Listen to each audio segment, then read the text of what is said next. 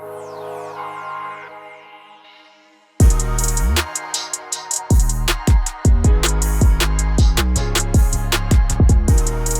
Jordan. What's up, Michael? Bro, how have your battles been going? Man, they've been very intense. Have you been winning? Every time. That's what matters. That's what matters. That's what matters. A couple nights ago, I was laying in bed, drifting off to sleep, just kind of mindlessly scrolling as my 3 milligrams of melatonin kicked in, and I see, Jordan, you up? Question mark. And then something else. And you were going to battle in the DMs. You were upsetting some Taylor Swift fans. Bro. And I'm putting my phone on Do Not Disturb.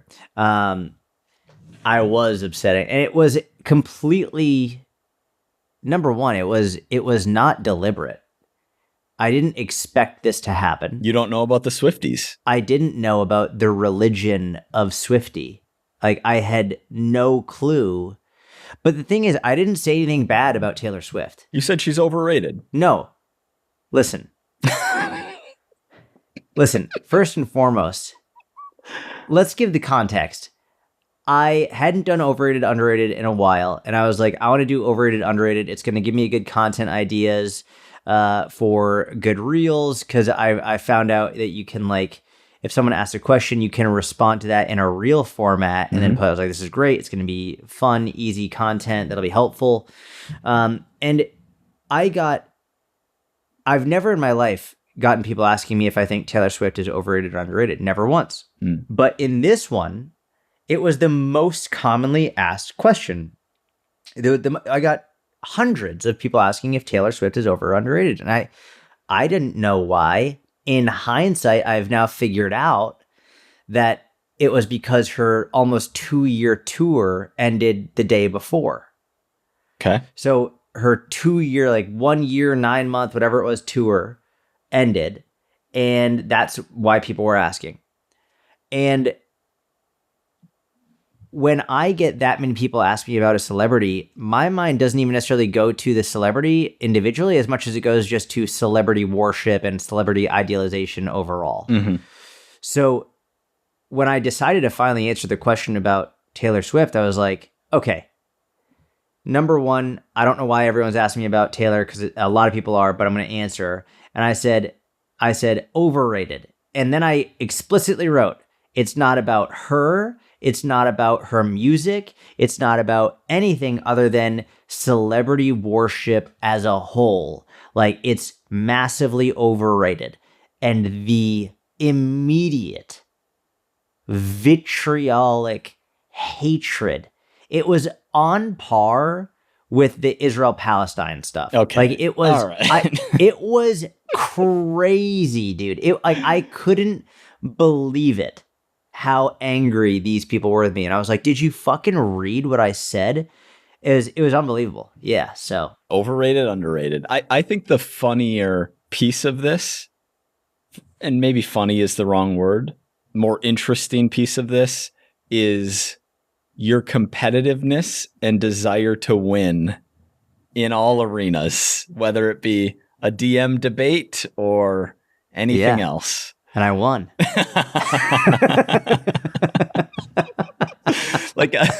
Yeah. What? It's funny. You're the same way. You just don't debate on DMs, but you're competitive. Like, you like to win. If you don't win, you get mad. I'm competitive in certain things. Absolutely. That's 100%. But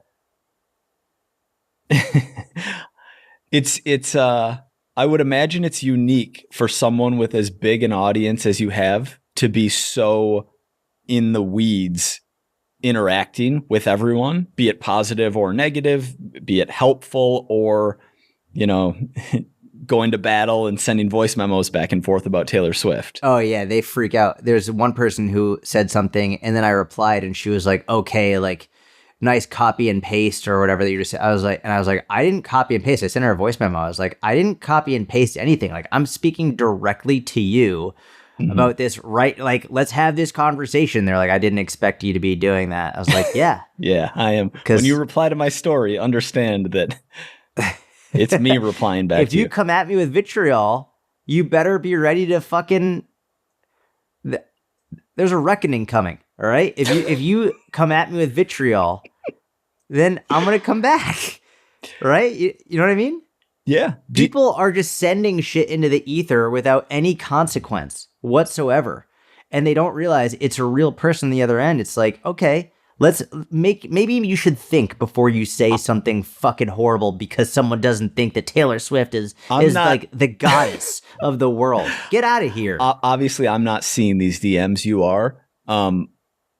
It's only vitriol you're replying to. I didn't know if there were comments that were maybe a little bit under what we would call vitriol, where you're like, I'm still going to win this battle right here. No, it was either super nice comments, because there were people who were like, hey, just so you know, I'm a Swiftie, and like, I completely agree with you. And like, there was really nice stuff. And then it was vitriol. There was like no in between. It was like, either you're right completely, and by the way, I'm a Swiftie, or yeah, I completely with you, or it was, you're a horrible human.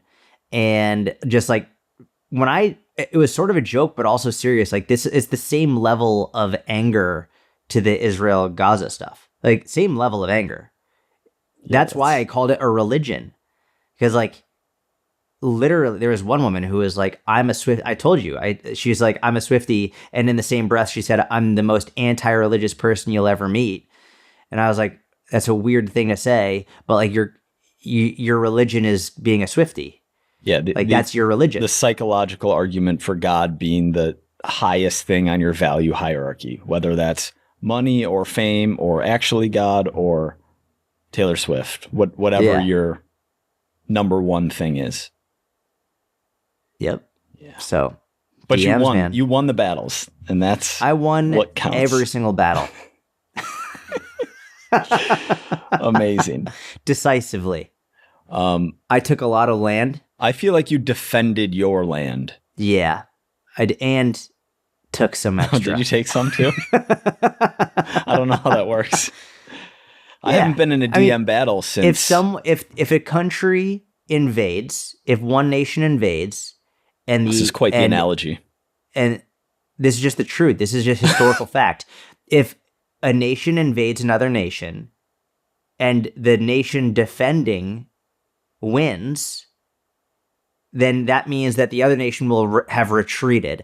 But it's not like they retreat to their border and then the nation defending just stops. That doesn't happen. They will continue to go back and go deeper into the other nation's border to take land so that they can have better military strategic positions, so that they can make sure that doesn't happen again.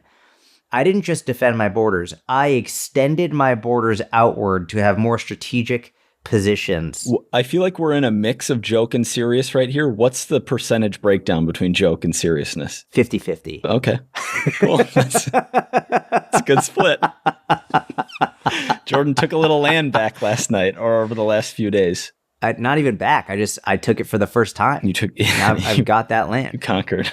It was a surprise attack. It was a surprise attack that the Swifties conducted on me. What happens if you just don't engage? Frankly, it was a demolition. But what happens, Donald? What happens if you don't engage? It's like an itch that I can't focus or concentrate. I've got to go win that debate. I don't go back with vitriol. I never go back with vitriol. I go back very calm and very kind, which gets them even more angry.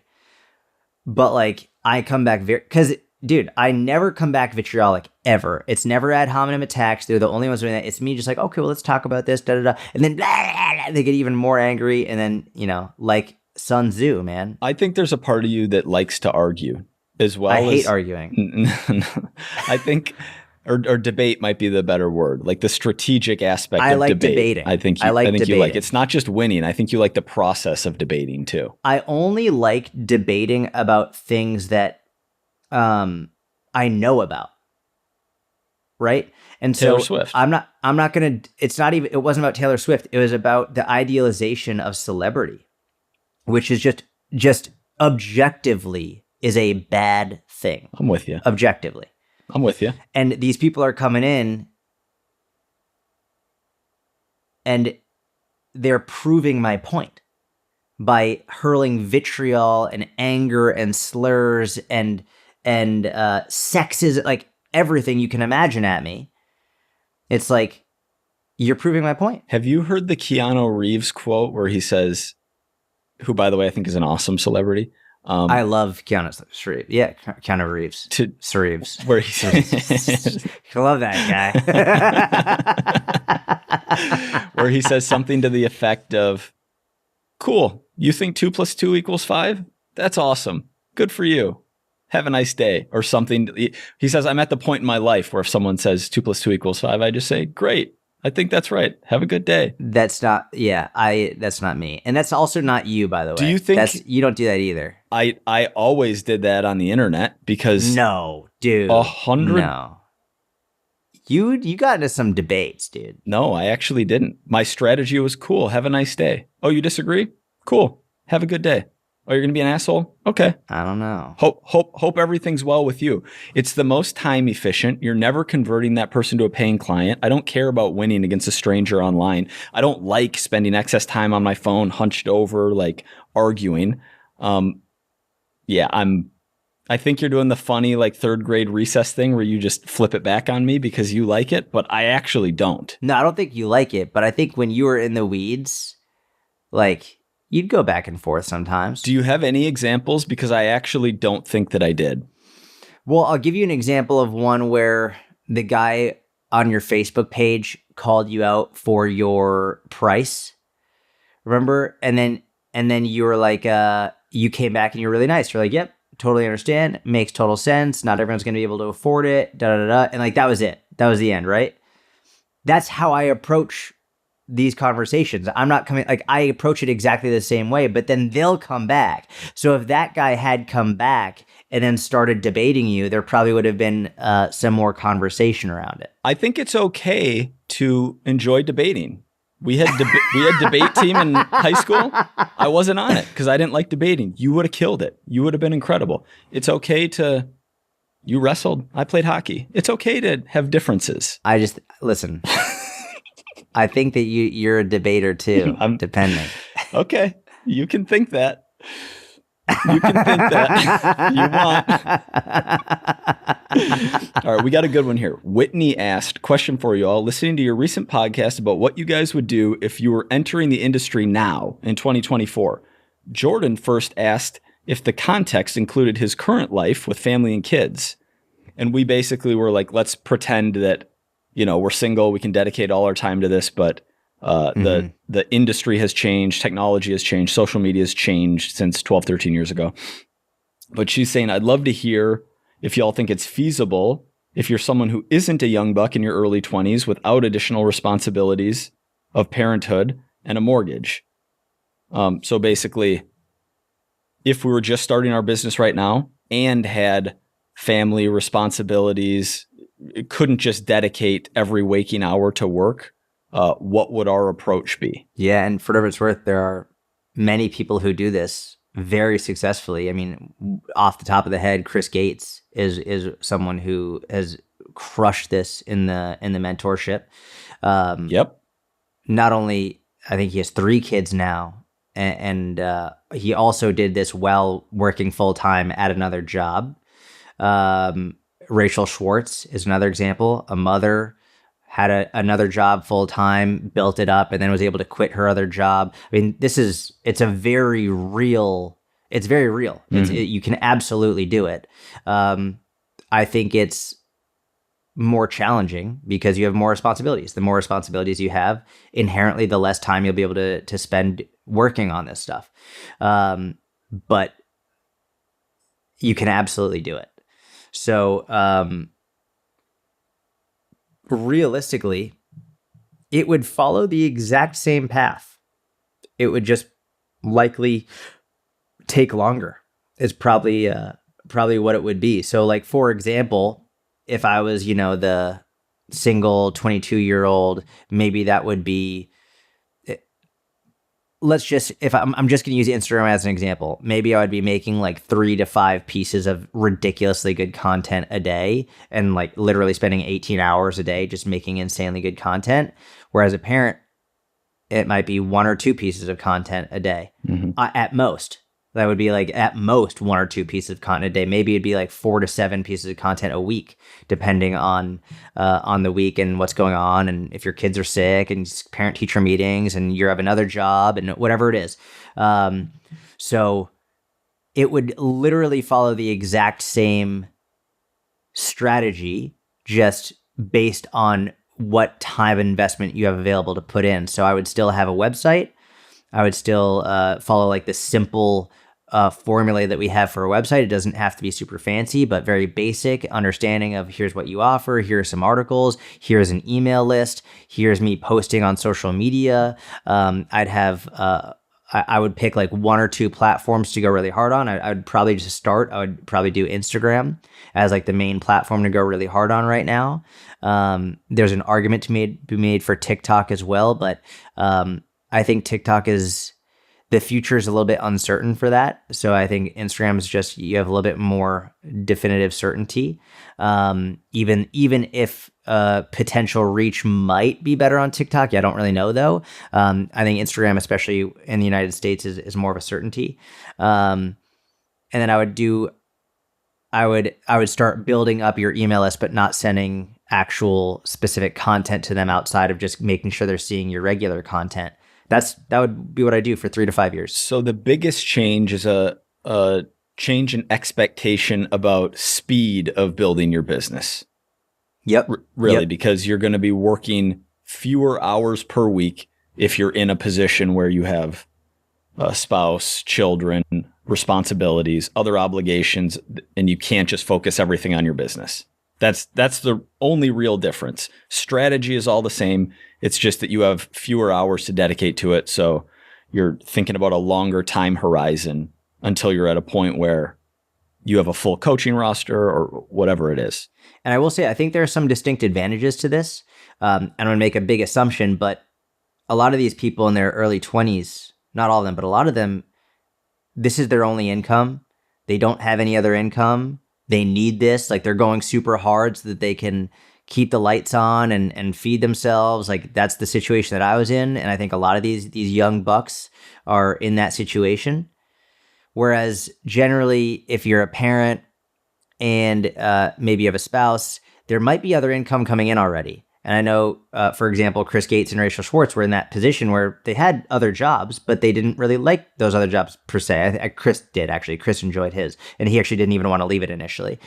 Rachel was tired of her job, and she didn't want to have that job anymore, and so she wanted to go into this. Now, that does give you an advantage from the perspective of if you need that money right now, it really puts a fire under your ass in terms of you're like, I've got to make money now, which means that you might be launching when you shouldn't be launching and pushing more than you should be pushing. Whereas if you have other money coming in, you can build up so much goodwill. You don't have to be launching. You don't have to be pushing. You don't have to be trying to get people in your program because you have another form of income that is keeping you afloat, which builds up more goodwill, which then actually in the long run will give you more staying power. So there's an advantage to it, even though you aren't going as fast and putting out as much. Also, I think that leads to less burnout. You're not pushing as hard, so there's a little bit like more freshness to it. You're not doing so many pieces of content, so you're not burning through ideas. There are pros and cons to both, but it's literally the exact same thing. It's just a longer time frame. Yeah. I think on a strategy level, it's somewhat similar to the question of how do I build my online business when I'm spending many hours per week coaching clients in person, meaning, you look for downtime within your day around your family, whether that's after the kids go to bed. I have, an hour or two of quiet focus time when I can make content, get up an hour before the kids do, nap time. I don't know the normal family routine / structure, but it's finding pockets of time and utilizing those to be productive. Times where you got a half hour here, maybe you used to scroll and just kind of chill and lounge, but no, that 30 minutes needs to be real work now, because you're not going to have these 6-hour, straight periods where you can get into a deep work. I mean, maybe they come and go depending on your schedule, but you can't rely on those like you could when your only focus is on building a business and you don't have any other responsibilities. So you need to become more efficient with your time and really utilize those small pockets of time. You've really got to let go of this idea of perfection too. Like, go to my Instagram and look at my videos, especially like the overrated, underrated videos I just did, or it's me out in my backyard, and in between like little clips, I'm picking up my dog's poop. Like, my daughters are inside. I'm out there 30 minutes, 40 minutes. Like, these are not super highly edited videos at all. And that's why I did overrated, underrated, because I was like, give me a topic and I'll give you my opinion on it. And it makes quick content. It's not highly edited. It's all filmed on my phone. It's done very quickly, and it's with my personality and my opinion. And I think when you're younger and or you're in a position in which you could spend 6 to 8 hours straight editing one piece of content, you can have a much higher expectation of how that content's going to look. But when you've got to just get shit done, just get it done. And a B is better than a B work is better than not done at all. And not to mention, a lot of the highly produced, highly edited stuff is super unrelatable, and people don't necessarily enjoy it as much. Like, I literally get people saying, like, I love that you're just relatable, that you're out in your backyard, that you like, even on my podcast, you can hear my daughter screaming in the background. It's like, I love that I can hear that you're a real person. It's not like this perfect room and this perfect, everything is going on. Like, it's I'm a real dude. And so there's something to be said for leaning into whatever it is your current life situation is and just making it clear, because that will help people relate to you more. Yeah. Great advice.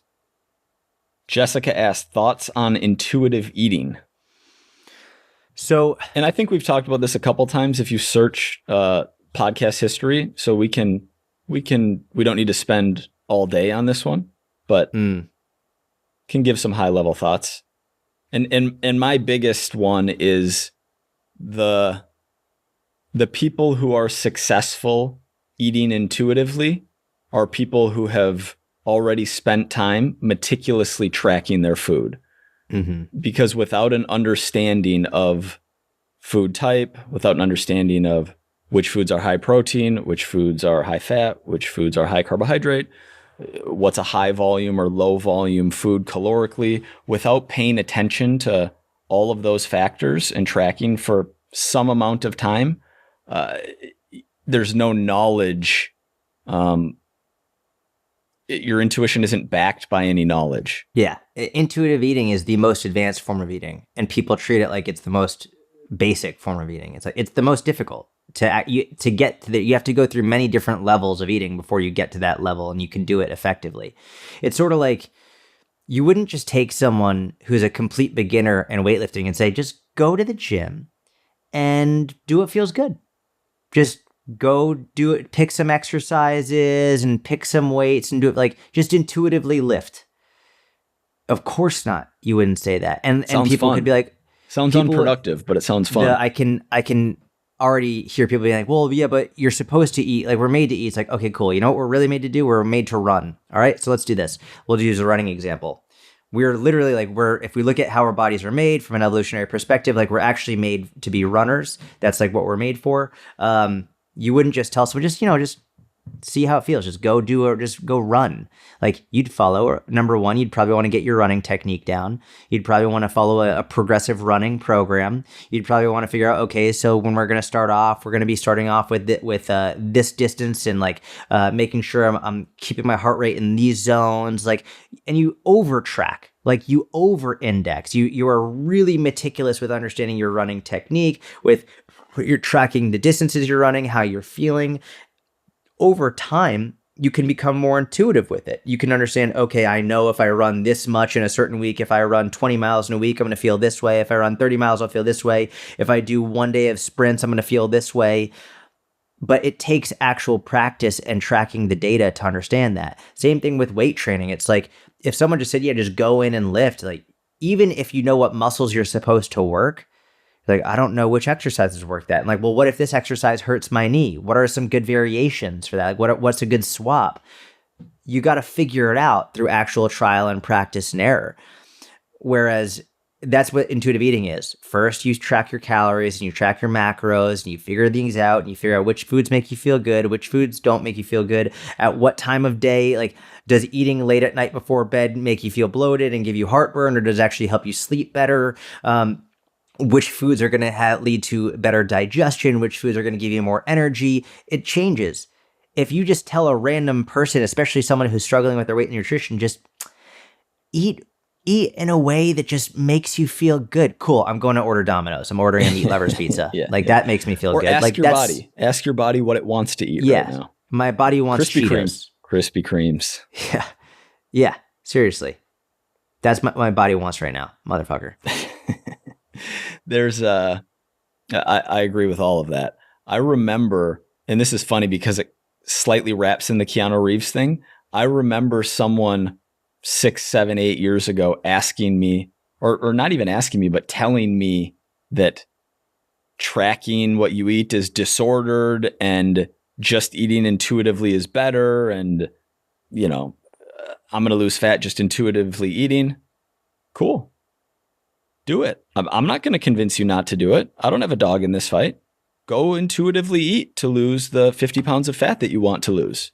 I hope it works. Like, I hope it's the best system in the world for you and you're super successful and get healthy and like feel really good. That would be amazing. But after it doesn't work and you're looking for something else and you want to learn how to lose fat in a way that's sustainable and actually works, I'm happy to help, but I'm not going to try to convince you here. That's like a business strategy. It might not be optimal for converting the maximum number of people, but wait until people are ready to hear your message, and then I'm here to help. Yeah. All right, this is an interesting one about setting up a website. If you don't have any clients yet, what should you emphasize on your website's hook article when creating your website if you don't yet have testimonials? The article/guide to weight loss that would hopefully allow me to receive and start an email list. I understand that it will take time, seeking your wisdom and expertise. So basically putting together, Jordan's doing the Robert De Niro face for some reason. I don't know. He's looking for laughs. Give some dopamine. I was holding that for like 30 seconds. The people on YouTube are like, is he having a stroke? Starting a website, don't have testimonials. What should the focus be? And then this quote unquote hook article, I think what Nadine's referring to here is a lead magnet, which is some kind of free giveaway or guide that you have as an incentive to sign up for your email list. So you would have it posted on your website, and if they sign up for your email list in return, they get this freebie. Yeah. What do you think? What do I think? I think that if you don't have testimonials, no worries at all. No one does when they're first starting. So having a website that has maybe 3 articles on it to start, to launch the website, and email list opt-in. So you have your email service provider set up and you have your lead magnet created and you have all of that operational is sufficient for a website. I don't think you need to go crazy and have 10 articles written before launching the website. Testimonials are helpful. And that is one of the reasons in the mentorship we talk about coaching people for free early on. Is you're going to get better at building your systems. You're going to get better at online coaching, and you're going to get testimonials from helping those people. So those will come in time. But having a few articles, having a place to sign up for your email list is sufficient for a website as like a bare bones to get started. Yeah. It's funny. I'm thinking about I remember before I quote unquote launched my first website, I was really I put so much pressure on myself. I was like, oh my gosh, I've got to have, I remember I had to have 5 articles ready to go. And I had to try and make it look a certain way and have everything really nice. And I was updating my personal Facebook page with high school friends and just so you know, it's coming soon. Website's coming soon. No one cares. And I quote unquote launched it and nothing happened. And what I would say is really important, like if you already had a large audience, either an audience that you had built previously on something else, if you're a celebrity, which I don't think any celebrities are listening to this podcast, but like if you already have a large audience, it makes sense to, when you launch something, to have it look really good and ready to go, because you know people are going to go in and potentially buy stuff, like it. But if you're starting off with like just your friends, a few of them who will be seeing it, and maybe some family, and like it's not a big launch. So like you don't need to put pressure on yourself to have, oh God, like what, just because it's sort of like in The Office, there's a famous scene where Michael comes out of the he's going to declare bankruptcy, and he goes, "I declare bankruptcy," and he screams it. And Oscar's like, just so you know, like declaring it, like just because you yelled that doesn't mean anything. Like and he's like, "I didn't yell it, I declared it." And it's like, just people have this, when I launched my website, it's like I'm launching it. It's like, just because you say you launched it, it doesn't mean anything. It's, what do we do now? So whether you have 0 articles or 3 articles or 12 articles, when you decide to launch it, just get it up. Just get it up and start contributing to it every week and make it really good. And people will eventually go to it. And that's what matters. Like, that's literally it. That's all that matters. I think people put way too much pressure on launches before they have any reason to put pressure on launches. It's just get it up and going. Yeah. That's it. It's back to what you were saying about creating content when you're busy and have a family and have responsibilities. Consistently making content that is quote unquote B level rather than infrequently making A level content, you're going to do far better making consistently quote unquote slightly worse content. And I put quotes around slightly worse because beauty is in the eye of the beholder, right? Like the market decides if it's good content or not. And so what you think is 80% content, some people might absolutely love. And so consistently creating is far more important than it being perfect.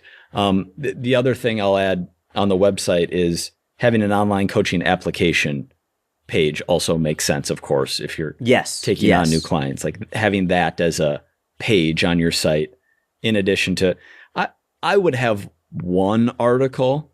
Yeah, right? at least one article. You want some kind of free, you don't want someone to stumble across your website and there to be absolutely no value for them there. Other than, hey, you can apply for coaching or get on my email list. So have an article or two, but that was a big thing back in the day. I remember needing 5 articles as a minimum. I don't know where we got that number, but I don't know either. But that was the thing. 5, like everyone needed 5 articles, which like, I get it. It makes sense. But also it was like when I launched my website, no one went to my website.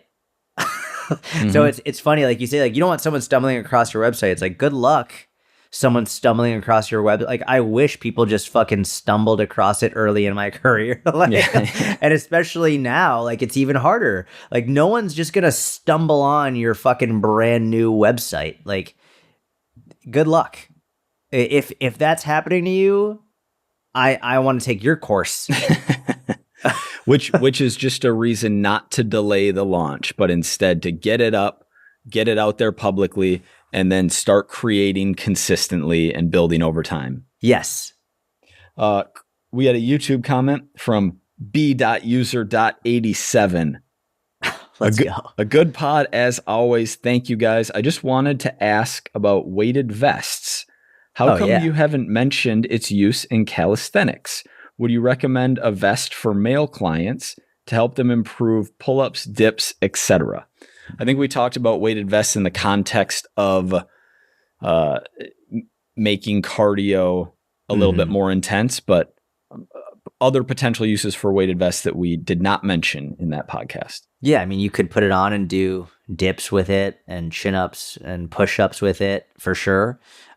Usually when I think about chin-ups and pull-ups and dips, I just think about a weight belt I don't really think as much about a weighted vest. Like a weighted vest is fine. It's just loaded slightly differently. Sometimes they're not as comfortable, like especially for an upper body lift, like it's getting in the way. Like you feel it on your traps. You feel like your arm is getting a little bit bumped. There's nothing wrong with it. You're totally fine to do that. It's a wonderful tool. And I really like that. But I prefer the weight belt for those movements because it's just not in the way of my arms, and it's not like bothering me. I will say I do like the weighted vest for push-ups more than a weight belt. The weighted vest for push-ups is wonderful. I really like that a lot. But for dips and for pull-ups and chin-ups, it's not my first choice, but it's a wonderful choice still. Yeah, it works great to load the movement, but a weight belt is what, $20, $25 on Amazon? I think I got mine for $19. Yeah. Yeah.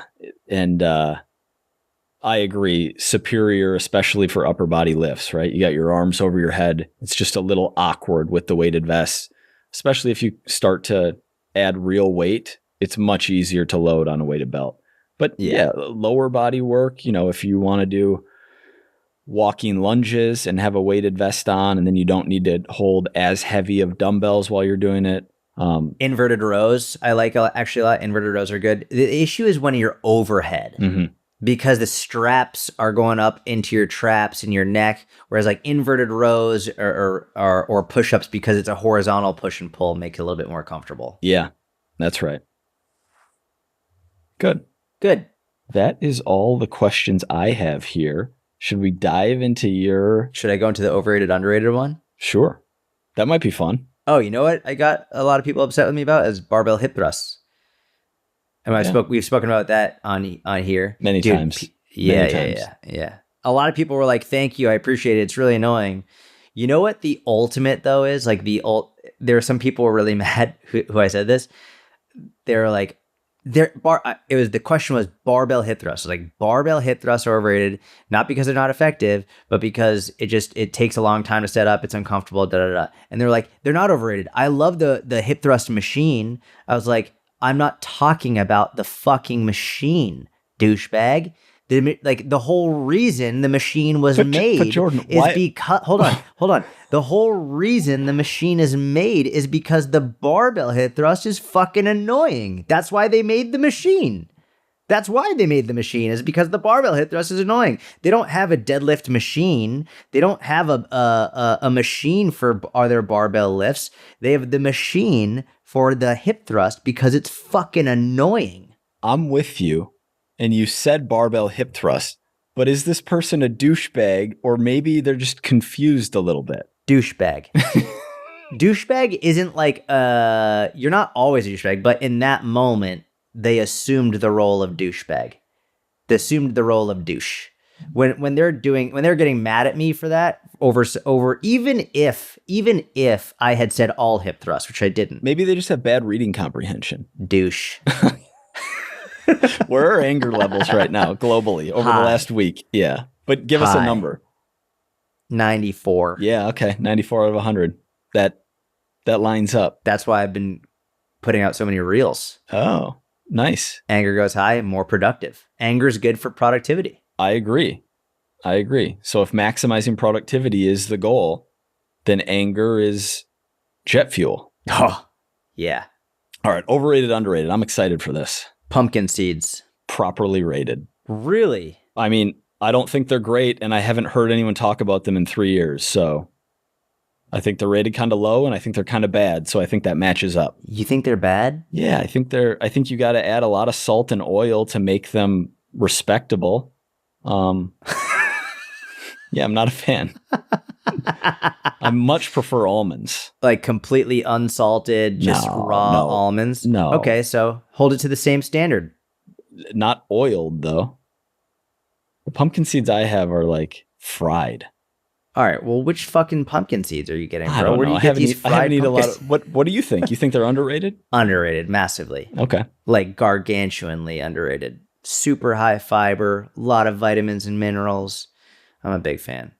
You're Googling the fiber intake right now. I can tell.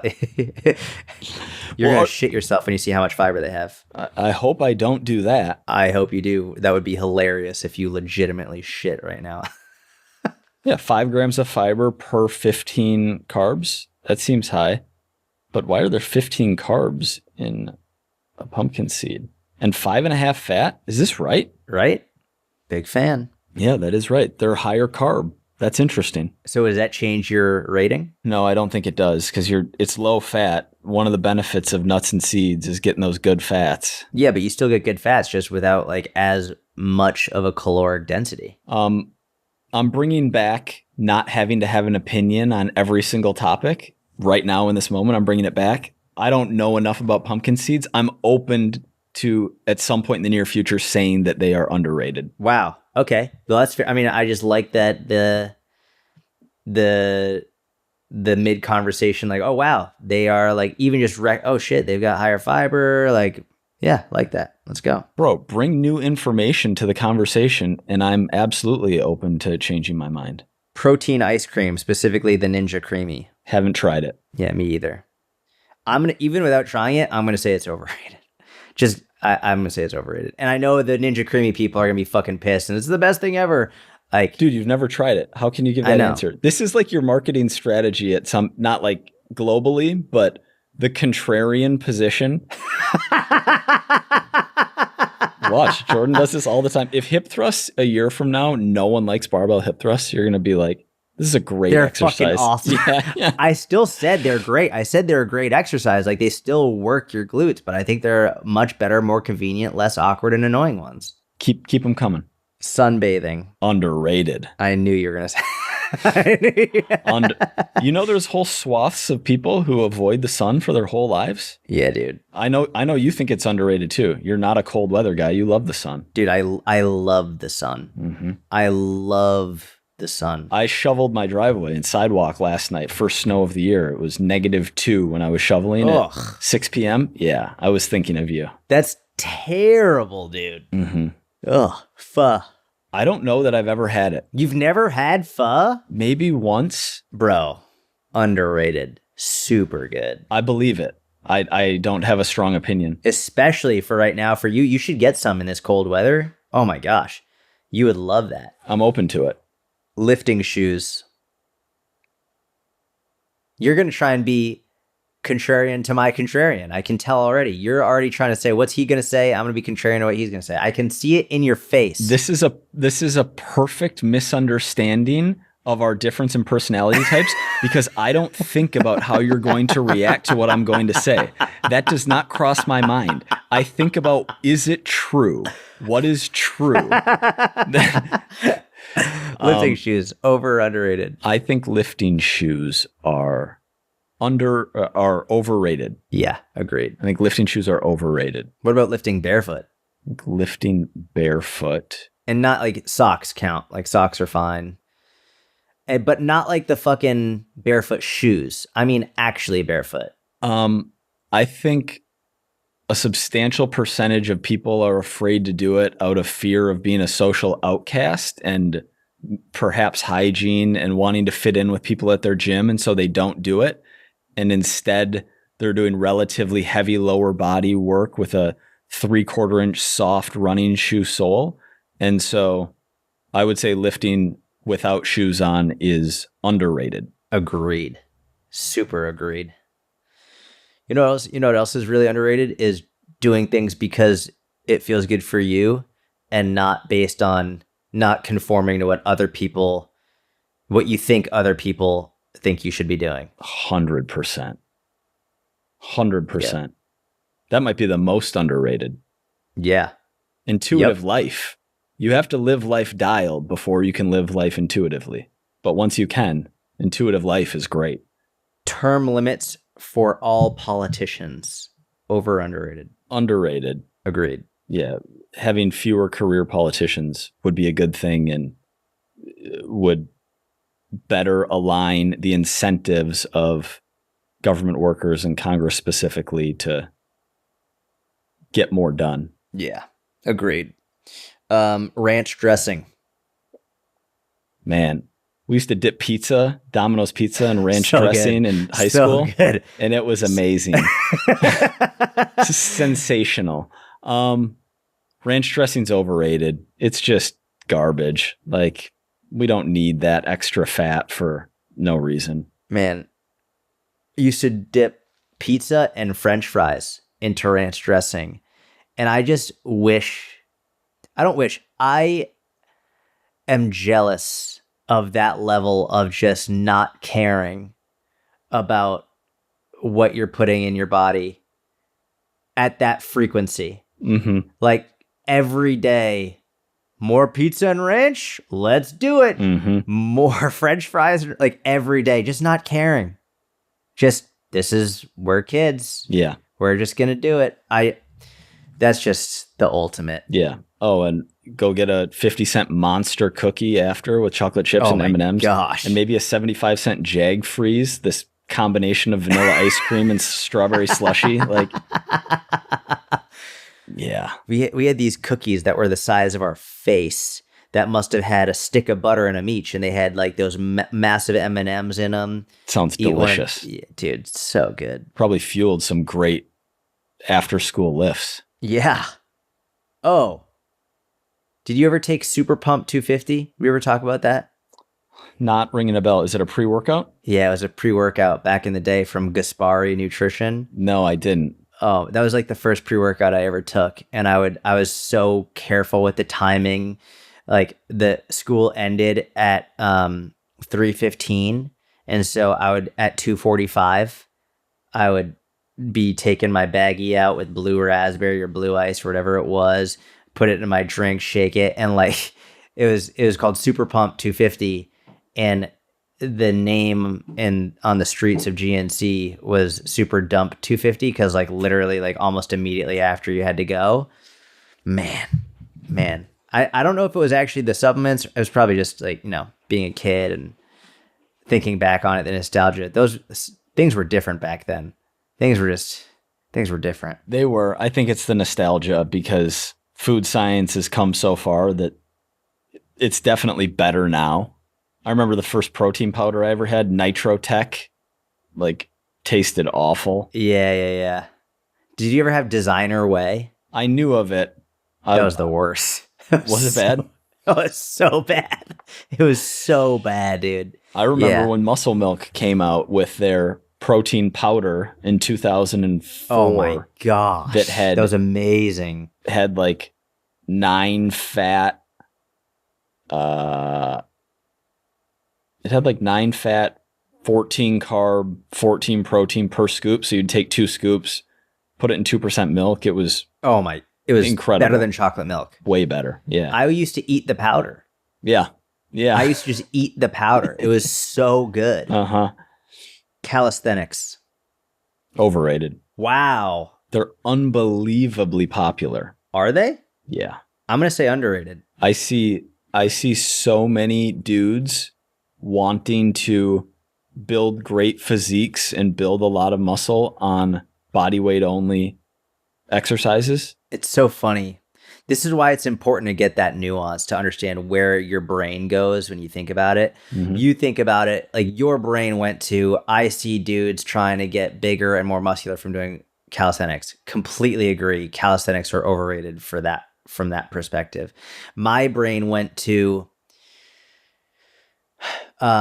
for life, it is being able to master your body weight in both these strength and mobility style movements would be so beneficial to I would say being able to get a chin up is more important than I would say hitting a max bench press and being able to do like 10 good push-ups and being able to work towards the mobility and strength of doing a pistol squat, or even just like not a pistol squat, but like a feet together ass to grass bodyweight squat. These like having the strength and mobility that higher level calisthenics provides, I would say is underrated from a life perspective.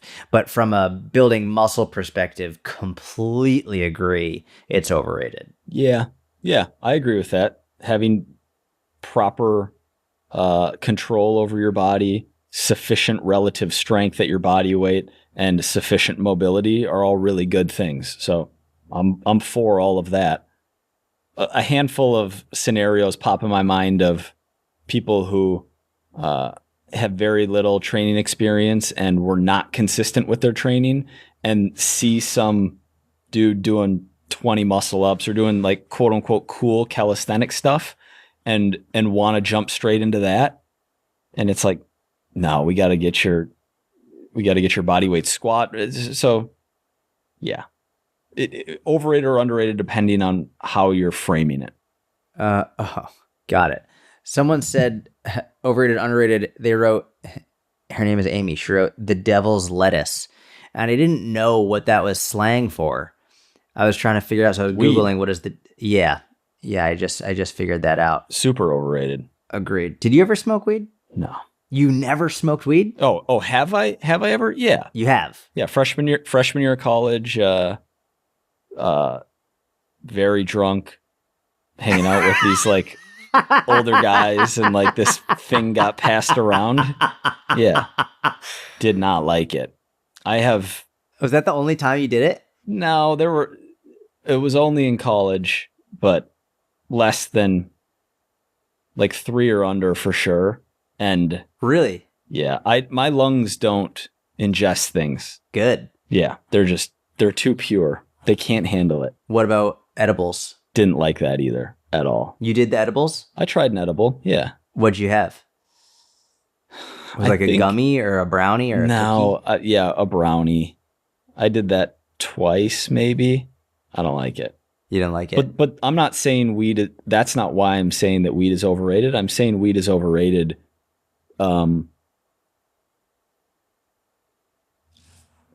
The group of people who over the last 15 years have been super pro marijuana made a lot of really good points, because the criminalization of marijuana users was and is, to the degree it still exists, a really bad thing.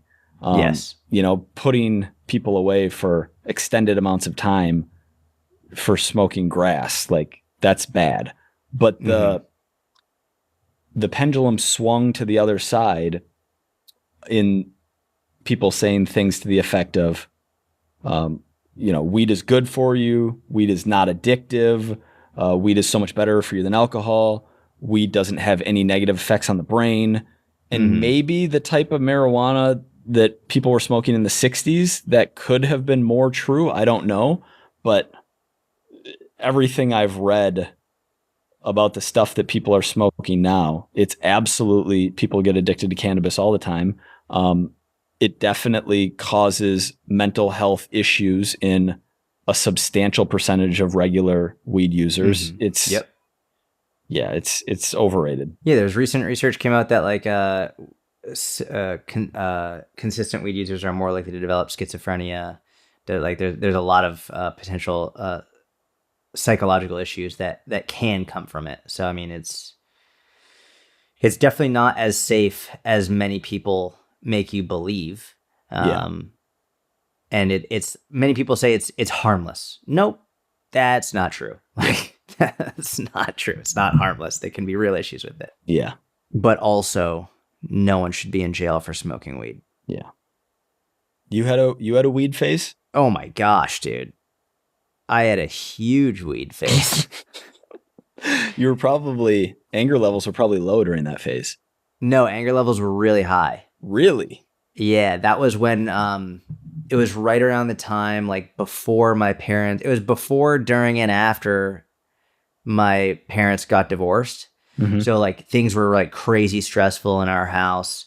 And it just like, it wasn't a good situation. And then I was like in my wrestling years. And so like anger, like I was like going super, super hard wrestling and then smoking weed and fucking off in school and like just being a degenerate. And like, it was an interesting time. So like very angry at like, my mom brought me to a therapist. And I remember I had like, I remember sitting in class, and just out of nowhere getting these waves of like nothing sparked it. Nothing. I would just be sitting in class, nothing happened, and rage would just randomly fill my body. And I would just I wouldn't do anything, but I would feel it. It was the craziest experience. One of the craziest experiences thus far in my life, of just no stimulus, no nothing, and just a fucking explosion in my chest of anger. And I remember my mom was like, I want to take you to a therapist. So she brought me to this therapist, and he was just, I don't know. I didn't like him. I would love to meet him now, like to get a different perspective on the guy. But, like, I didn't like him at the time. It didn't seem like he was that interested.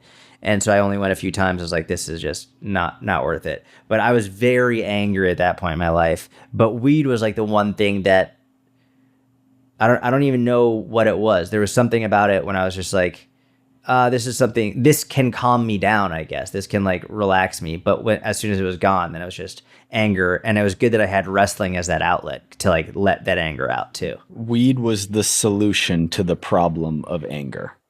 And so, yes. That makes sense. When I say you probably weren't very angry then, while you were using, you got reprieve from the anger. Yeah. But probably the stimulus for wanting to use was anger. Yeah. And everything that was going on in your life at the time. Correct. Yeah, exactly. That makes sense. Air fryers. Underrated. Let's go. They're so convenient. Dude, they're amazing. You can do so many things in there. Just pop a chicken breast in, click a button, and it's ready and perfectly cooked in 15 minutes or whatever. Bro, the best salmon of my life is cooked in my wife's air fryer. And I've like been all over the world, been to very nice restaurants.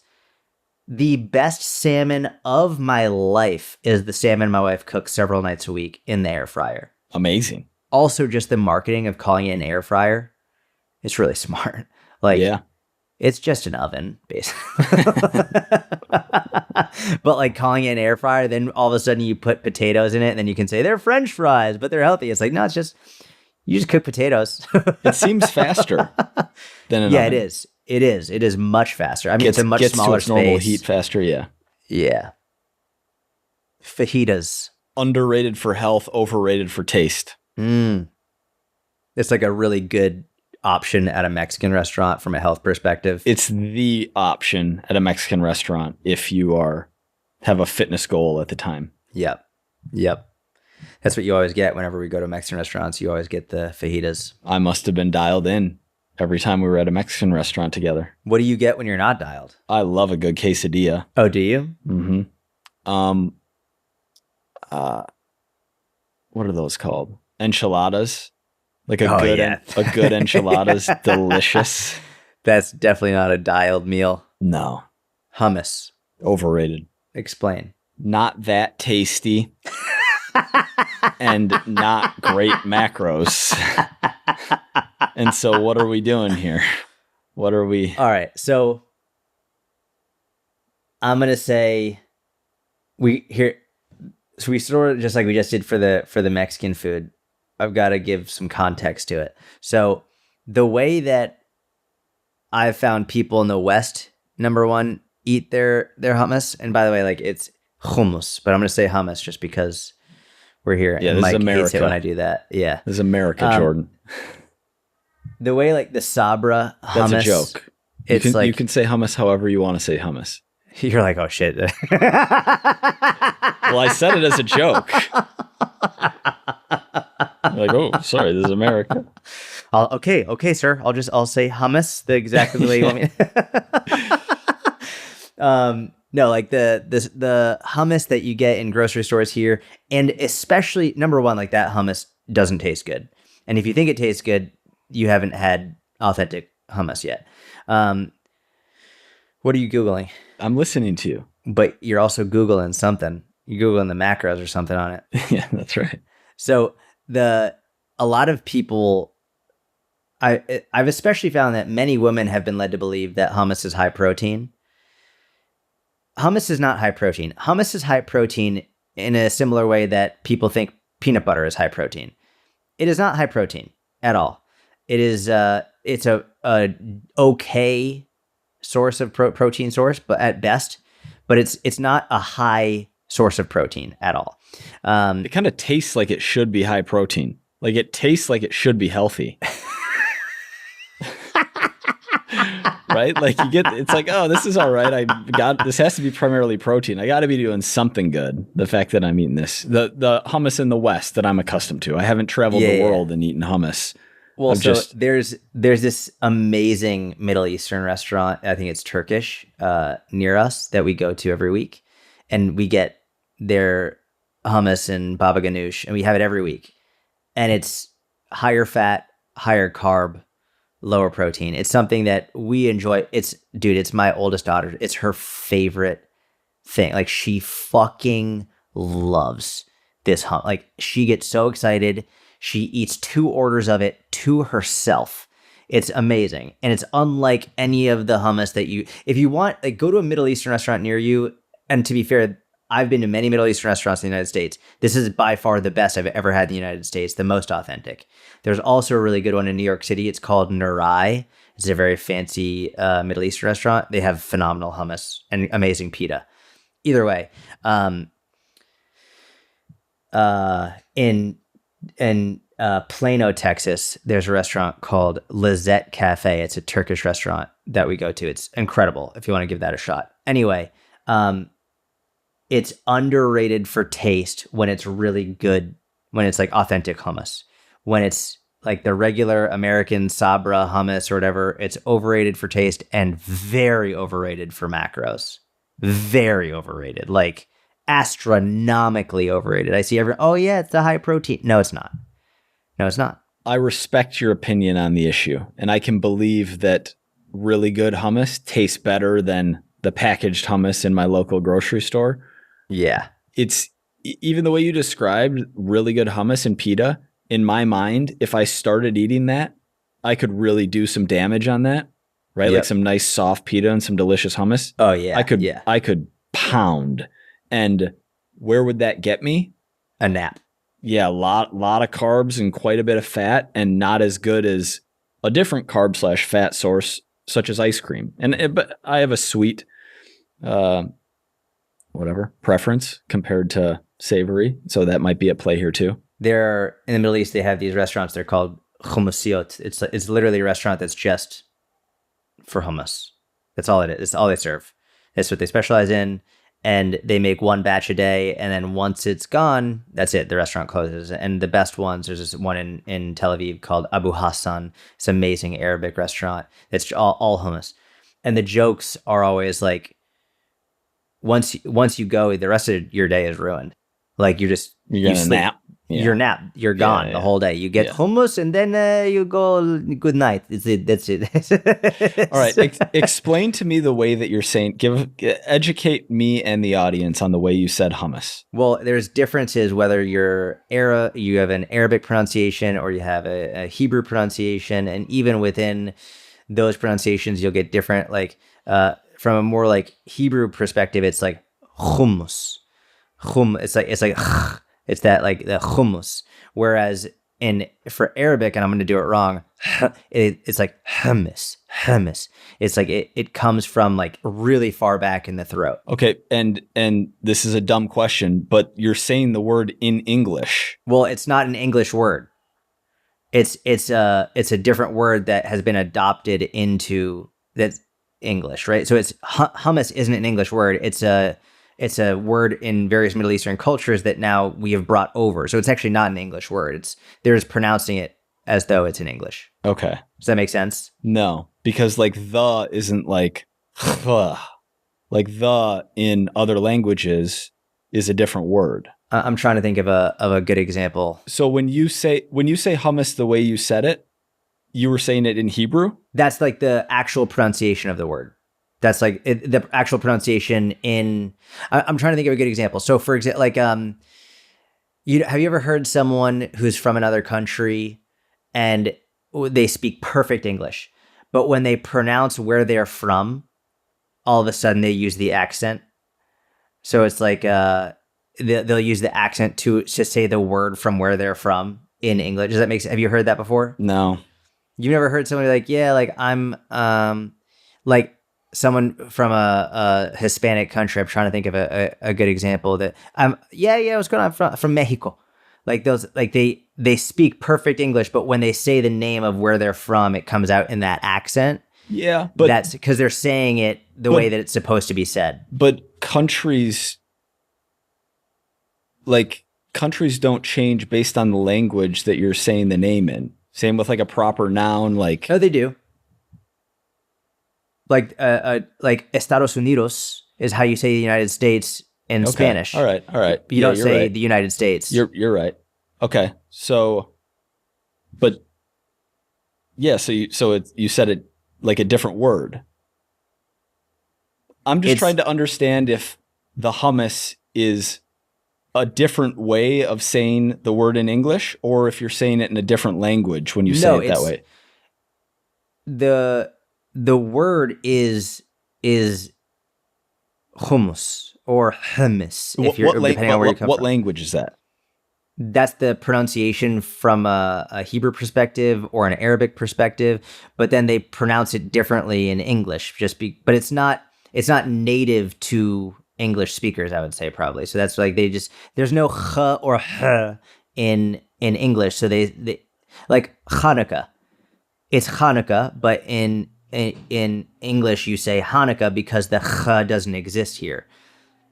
Does that make sense? No, because I still don't know what language you're saying it in when you say it with the different noise. Is it? It's still the same. Like you could use it a different.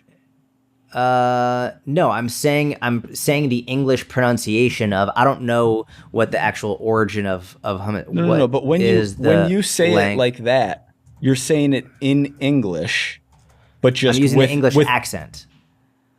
No, the word hummus comes from the Arabic word hummus. So I think I think it's actually originally from Arabic. I think it actually comes from Arabic, is from what I'm seeing. So it's actually an Arabic word that has spread, and we just call it, and you pronounce it based on where you're from, or based on how they use it. Interesting. I think hummus is actually an Arabic word. Okay. I think I understand. You get what I'm saying, though. Like United States, Estados Unidos, like you're saying it in a different language. Yeah. Usually words in a different language aren't that similar, right? They're like red is rojo in Spanish. It's not like red. Yeah, I mean, I think that word is just very similar in different languages. They just adopted it. They've literally it's like, you know what? Here's another one. Tahini or tabbouleh. Tabbouleh's a really good one. Tabbouleh is that, like, you know, that you know what tabbouleh is? No. Tabbouleh is like a salad type of dish. Tabbouleh. And so in a Middle Eastern, you'd say like tabbouleh is how they pronounce it, but in English you say tabbouleh. It's like but whatever country you go to, if you go to a restaurant or a grocery store, you say I want tabbouleh, they'll know what you want. They'll know what you're saying because they just say it in the same. That's just like what everyone calls it. Okay. Or for example, sake, the drink sake, like the Japanese drink sake. Everywhere you go in the world, sake is sake. There's no different name for the word sake, but I'm pretty sure it's a Japanese name. Interesting. Like hello, if you go to Japan, hello in Arabic is mramban. Like it's you get what I'm saying? It's a totally different word. Yeah, but I think foods are different. And that's interesting. I didn't know that. So in Japan, they would say sake. But we say sake because that's just how we've adapted it to the English pronunciation, the English vernacular, like how we, like, our mouth works and where our tongue hits and all of that. But wherever you go in the world, if you say sake, or people are going to know what you're having, even though it's a Japanese word. Okay. So there are some words that are very similarly pronounced regardless of the language, and there are other words that are completely differently pronounced based on the language that you're speaking. Yeah, I would imagine for foods, it's probably... like orange is anaranjado in Spanish. It's a different word. It's not like orange with a different, you know?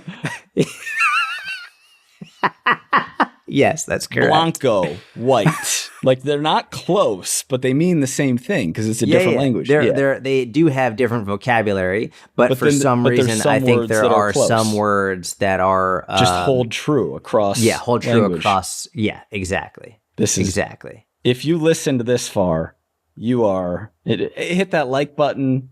Give us a little 5-star review to listen through that fucking conversation. All right, let's really front loaded this episode though. Like we front loaded it with some. This was a great episode, and we're gonna backload it too. Let's finish rapid fire with a few good ones. Okay, donuts. Underrated. What's your favorite donut? There's too many good ones. We've talked about this before. Right now, I think I'm in a glazed donut phase. Believing in a higher power. Extremely underrated. I actually had a great conversation. This was with from Kevin from the mentorship, Kevin Driscoll. Oh, nice. And he said that he's been going to church more, and it's been really nice for him, which was really wonderful. That's awesome. Good for Kevin. Jump rope. Jump ropes. By the way, you didn't answer the last two. What was the first one? Donuts. Donuts. I would say, I'm gonna say donuts are overrated. To be honest. You know why? I'll say why. Donuts, they taste great, but they're gone way too fast.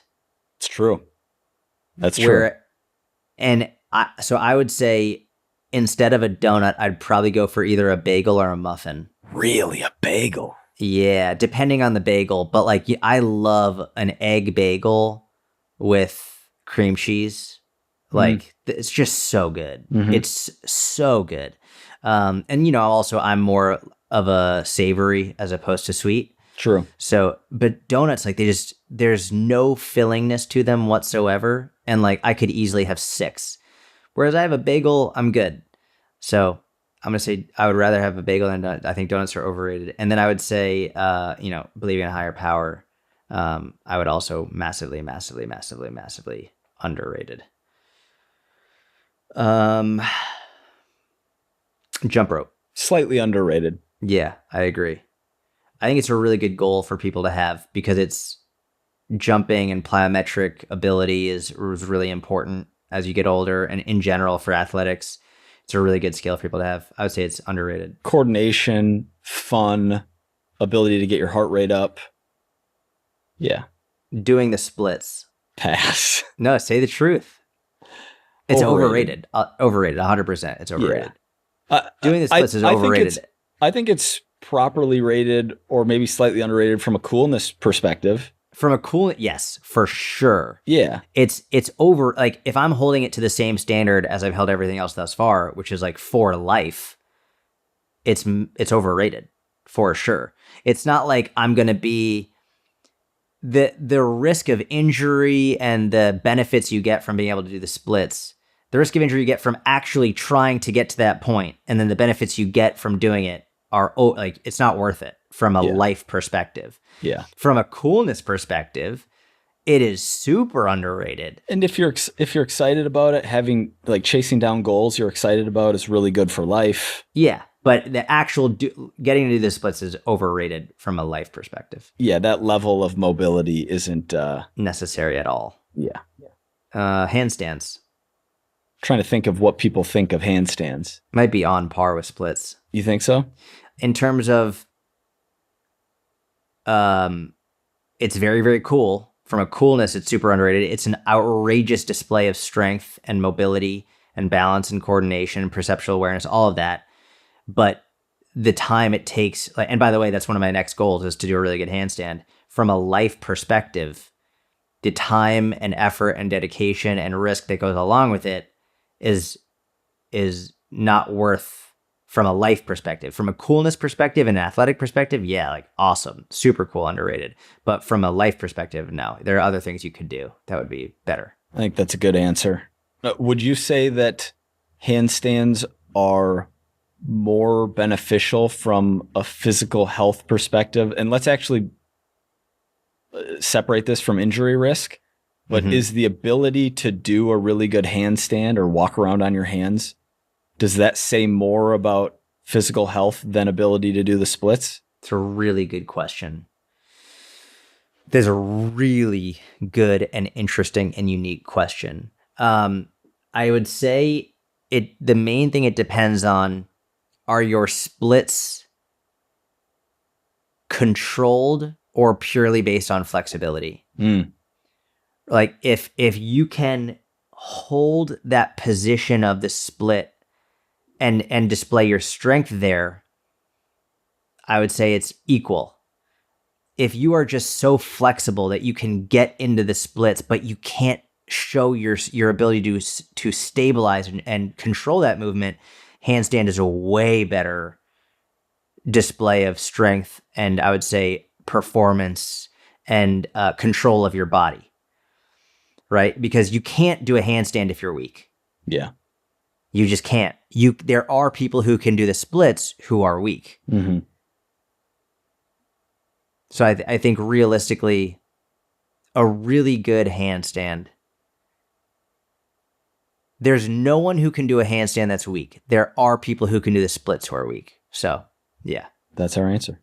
The leg press. Underrated. Really? Leg press got a lot of hate. Leg press was overrated for many years in there. Oh, wow. Leg press is underrated. Well, I'm gonna go overrated still. No. Do you leg press? No. Why not? Because I don't care that much about adding muscle. Let me rephrase. I don't want to add that much more muscle to my lower body right now. But if I did, I would definitely leg press. Why don't you leg press? They're just purely muscle? Yeah, I don't see a lot of benefit to it outside of trying to add size to your legs. What do you do instead of leg press? Nothing. Because I don't have an exercise that is like, there's what no are your leg there's no exercises? Balance involved. There's no like real stability got it. involved. And I mean, I guess you could say the combination of, the closest thing that I do is maybe a leg extension, but one is single joint and one is multi. And I just like the leg extension. Where the leg press would go in my workout, if I was trying to maximize lower body size, would probably be like the third movement of the day on a lower body lift. And I'm doing something that's more movement based, like a lateral lunge in that spot, then, okay, I'm just going to slap on another 3 to 4 by 8 to 12 to try to add size. Mm-hmm. Remember when we did we do German volume training with that? Yeah, we did 10 by 10 on that leg press for no reason. We did 10 by 10 on there. We did 5 by 15 on the cable pull through. That was that was at LA in LA Fitness in Naples, Florida. Yeah. Coaching Gary. Yeah, that was brutal. That was You had us on a timer. What were we doing? Why were we doing that? I don't know. I feel like that was still early on in getting to know each other. It was. And I think I was like, all right, I got to impress this guy. That's amazing. That was rough, dude.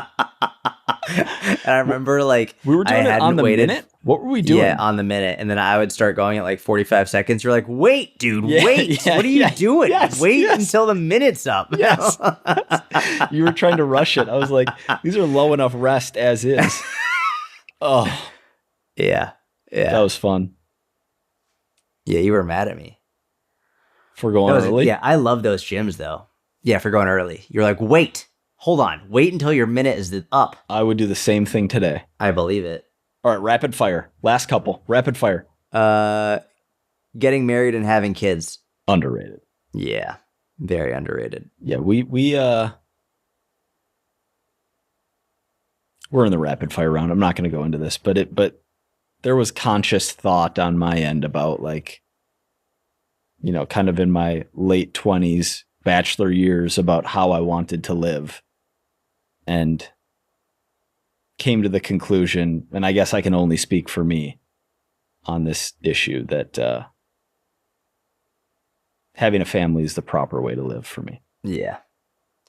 Die Hard is the best Christmas movie. You're just skipping questions? I said it was super underrated. Okay. Super. I mean, all right. Anyone who follows me knows that like my greatest joy is family.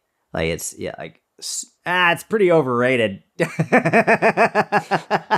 No, it's with every ounce of my heart and soul there has been nothing that has brought more joy and meaning and purpose to my life than getting married and having children. Nothing. Like, it doesn't even come close. And going back to then believing in a higher power, nothing has led me to believe more strongly in my faith and in God than getting married and having children. Like, it's led me further and further and further down. It's been a wonderful experience. It's been incredible. And I think Let's go. For the idea of like finding purpose and why are we here, I get to see in the faces of my wife and 2 daughters every day why I'm here. Mm-hmm. It's like there's never a question, and it's the greatest. Well said. Die Hard is the best Christmas movie? Oh, yeah. That was the question. I've never seen Die Hard. Really? Mm-hmm. I know there's debate as to whether or not it's a Christmas movie. You know what's funny? So I watched that movie. I don't know. I wasn't the biggest fan of it. And I can't say whether or not it's Bruce Willis. I know some people like get really obsessed with that, just like people get obsessed with Taylor Swift. So I'm sure I'm going to get some heat for it. But I can't say anything from a Christmas perspective because historically my Christmas is ordering Chinese and watching a movie. But like, so I can't say anything from a Christmas perspective, but like from a movie perspective, I feel like it's a little bit overrated, to be honest. I haven't seen it, but I'm going to say it's overrated just because It's a Wonderful Life is so good that Die Hard can't be the best Christmas movie. Adjusting training to women's period. And for whatever it's worth, this is from a woman named Tori, and she did the eye roll to suggest that she also believes that it is overrated. Yeah, I think that I think there's something to be said for all people to pay attention to how they're feeling on any given day, any given training session, any given week. And especially if, you're not trying to be a pro at this fitness thing, or you're not a pro athlete, like, down regulating, being smart, not getting yourself hurt is a really good idea. What I have seen online with these training programs with volume and intensity and workouts essentially tailored to where a woman is in her cycle that month is definitely overkill and is an unnecessary level of basically an unnecessary level of not doing anything during the week when they don't feel good. Yeah. I mean, I would say there are 2 ways we can look at this. We can look at this from the very scientific, research-based perspective, which I've seen a lot of people doing recently. And then we can also look at this from like just a very individual perspective. And from the science-based perspective, the research is pretty clear that it doesn't really make much of a difference and doesn't make sense to try and structure your training like around the period and like definitively your period, you need to train differently. From the individual perspective, I've worked with enough women to realize like some women are just really, really, really fucking affected by it from a physical, and which means we're going to adjust your training. It doesn't mean that we have like the training is optimized. It's not like everything is done around your period. All it means is during that period, during that time when you aren't feeling good, we're going to adjust your training. And like, well, if that means lowering the volume, lowering the intensity, great. But it's not like everything is built around that. It's just more like we're just adjusting for how you feel. And if one month you happen to feel great, then we don't change anything. Then like you go hard and you train hard and whatever. If you don't feel good at a different time of the month, then we'll adjust the training the same. It's not as much about the period as it is based on how you feel, which is, I think, the most important aspect of that. Yeah. And there's a pattern to more women feeling not great during whatever, the back half of their luteal phase. And so for that week, if you can't go hard, that's okay. You can't go hard. Similarly to, you only got 3 hours of sleep for 3 nights in a row. all right, you can't go hard today, but you're gonna get something in. You're gonna do what you can based on how you feel that day. Yeah, that's exactly right. Rapid fire, last 2. I got to pee so bad. Just rapid fire. Just read 2. Dude, we read 2. We just read 2. I know, but I need a good finisher. Chick-fil-A. Underrated. Okay, that's a good one to finish on. Chick-fil-A. What do you think? It's underrated, especially like the grilled nuggets. Amazing. And the speed of service. These drive-thrus, you just fly through them. You can order ahead. Thank you, everyone, for listening. Please leave a 5-star review on the podcast. It would mean the world to us. Thank you to everyone who's already joined the mentorship. We love everyone in the mentorship. It's wonderful that we get to talk with you every week doing the Q&As. Thank you. Thank you for all the listeners. We love you. We appreciate you. Have an amazing week. Bye, bro.